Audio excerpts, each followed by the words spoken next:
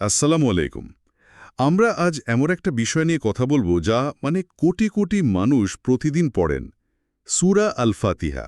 ওয়ালাইকুমুসসালাম। হ্যাঁ, এর তো অনেক নামও আছে। যেমন ধরুন উম্মুল কিতাব, মানে কিতাবের জননী, বা সূরাতুস সালাত, প্রার্থনার সূরা। ঠিক, এর গভীর অর্থগুলো একটু বোঝার চেষ্টা করব।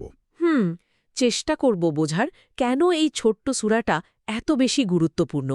আল্লাহর সাথে বান্দার সম্পর্কের মূল ভিত্তিটা যেন এখানেই। আচ্ছা, তো তেলাওয়াতের শুরুতে আমরা পড়ি আউযু বিল্লাহি মিনাশ শাইতানির রাজিম, বিতাড়িত শয়তান থেকে আল্লাহর আশ্রয় চাই। হ্যাঁ, এরপর বিসমিল্লাহির রহমানির রহিম। এখানে আল্লাহ, এটা তো সৃষ্টিকর্তার একেবারে সুনির্দিষ্ট নাম। আর আর রহমান আর রহিম। আর রহমান হলেন পরম করুণাময়, মানে যার করুণা এই দুনিয়াতে সবার জন্য, মুসলিম অমুসলিম সবাই তার করুণা পাচ্ছে। আর আর রাহিম হলেন অসীম দয়ালু। ও আচ্ছা। ওনার বিশেষ দয়াটা সেটা আসলে পরকালে থাকবে, মানে শুধু বিশ্বাসীদের জন্য। অবশ্য বিসমিল্লা ফাতেহার অংশ কিনা এটা নিয়ে তো কিছু মতভেদ আছে। হুম। তবে সালাতে পড়ার গুরুত্বটা কিন্তু সবাই স্বীকার করেন। আচ্ছা, এরপর প্রথম আয়াত, আলহামদুলিল্লাহি রব্বিল আলামিন।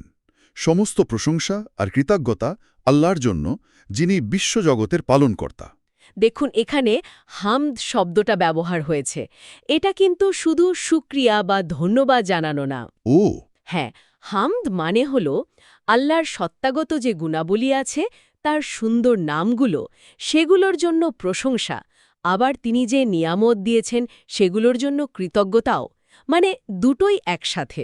আচ্ছা আচ্ছা, প্রশংসা আর কৃতজ্ঞতা দুটোই। হ্যাঁ, আর রব, রব মানে শুধু সৃষ্টিকর্তা নন। রব তিনি, যিনি সৃষ্টি করেন, মালিকানাও রাখেন, আবার সব কিছু লালন পালন করে ধীরে ধীরে একটা পরিপূর্ণতার দিকে নিয়ে যান। বাহ, বেশ গভীর অর্থ তো। আর আলামিন? আলামিন মানে হল সকল সৃষ্টি জগৎ, মানে যা কিছু আছে আল্লাহ ছাড়া, মানুষ, জিন, ফেরেশতা, এই যে গ্রহ নক্ষত্র, যা আমরা জানি বা জানি না, সবকিছু। এরপর আবার আর রহমানির রাহিম, তার দয়ার কথা আবার আসছে। ঠিক, তার যে প্রতিপালন করার ক্ষমতা, তার যে প্রভুত্ব, সেটার পরেই আবার তার দয়ার কথা মনে করিয়ে দেওয়া হচ্ছে, যেন আমরা ভয় ও আশা দুটোই রাখি। ভারসাম্য। হ্যাঁ, আর এর পরেই আসছে বিচার দিবসের ঘোষণা। মালিক ইয়ৌমিদ্দিন, তিনি বিচার দিবসের মালিক। এখানে মালিক মানে কি, অধিপতি নাকি রাজা? দুটো পাঠই নির্ভরযোগ্য সূত্রে আছে। মালিক মানে অধিপতি, আবার মালিক মানে রাজা, দুটো অর্থই কাছাকাছি। মূল কথা হল, সেই চূড়ান্ত বিচারের দিনে সম্পূর্ণ কর্তৃত্ব থাকবে একমাত্র আল্লাহর। দুনিয়ার ক্ষমতা, প্রতিপত্তি, সেদিন এসবের কোনো মূল্য থাকবে না। এই পর্যন্ত তো আল্লাহর পরিচয়ে, তার গুণাবলী, তার ক্ষমতার কথা বলা হলো। এরপর চতুর্থ আয়াত, এটা কিন্তু একদম অন্যরকম। ইয়াকা নাবুদু ওয়া ইয়াকা নাস্তায়েন। ঠিক ধরেছেন, এখানেই মোড়টা ঘুরে যাচ্ছে। আমরা শুধু আপনারই ইবাদত করি এবং শুধু আপনার কাছেই সাহায্য চাই। এটা তো সরাসরি আল্লাহকে বলা। হ্যাঁ, এই জায়গাটা দারুণ। আগে যেন আমরা আল্লাহ সম্পর্কে কথা বলছিলাম, তিনি উপস্থিত নেই এমনভাবে, গায়েব। আর এখানে এসে বান্দা সরাসরি আল্লাহকে সম্বোধন করছে, মুখাতাব। ও আচ্ছা। প্রশংসা আর পরিচয়ের পর এবার সরাসরি অঙ্গীকার আর প্রার্থনা। ইবাদাত মানে সব রকম দাসত্ব, উপাসনা আর সাহায্য চাওয়া, দুটোই একনিষ্ঠভাবে শুধু আল্লাহর জন্য। শিরক থেকে সম্পূর্ণ মুক্ত থাকার ঘোষণা। এটাই তো তাওহীদ। এই সরাসরি কথা বলার পরেই আমরা সবচেয়ে জরুরি জিনিসটা চাইছি, তাই না? ইহদিনাস সিরাতাল মুস্তাকিম। একদম, আমাদের সরল পথ দেখান। এই সরল পথটা আসলে কি?